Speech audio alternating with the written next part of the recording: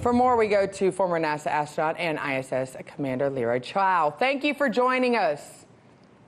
Oh, pleasure. Pleasure to be with you. Okay, so you have firsthand experience on what it's like to be an astronaut and cosmonaut on board when a flight like this has to be aborted. Well, I don't know if you had this experience, but nearly 31 miles above the Earth's surface. What exactly do you think was going through their minds as they were going up and then when they realized they were coming back down?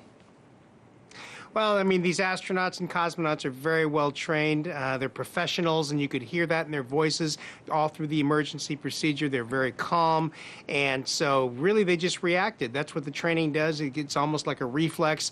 You have your emergency books out, and you go through the checklist. You go through all the procedures. You're talking to the Mission Control Center, and then after you're safe, after the emergency's over, and they, of course, thank goodness they were fine. They walked away from the landing.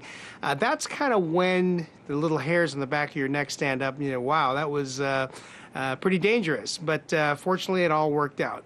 Well, it all worked out, but you have to admit, they probably felt some really big disappointment. I mean, these are dreams that they've had probably just like you had as a little boy growing up. You're going to go into space, and now the Soyuz is grounded from human spaceflight for the foreseeable future.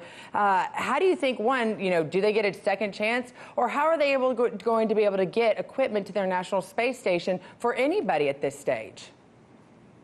Sure, absolutely. It's a big disappointment. First and foremost, I'm sure they're glad they're safe and they weren't injured. But yeah, after that, it's a disappointment because these people have spent years. I trained for 3.5 years before my space station mission, and now, in an abort scenario, that's kind of gone. And so they're hopefully we'll get another chance to fly, especially the American. He's was on his first mission, and so but he's got to go to the end of the line pretty much because we've got a number of missions assigned in front of him. So hopefully he will get that chance, and it is a disappointment, but at this point, he's just got to be glad that everything, turned out, that they did everything right, and the vehicle performed, the emergency procedures, emergency systems all worked out.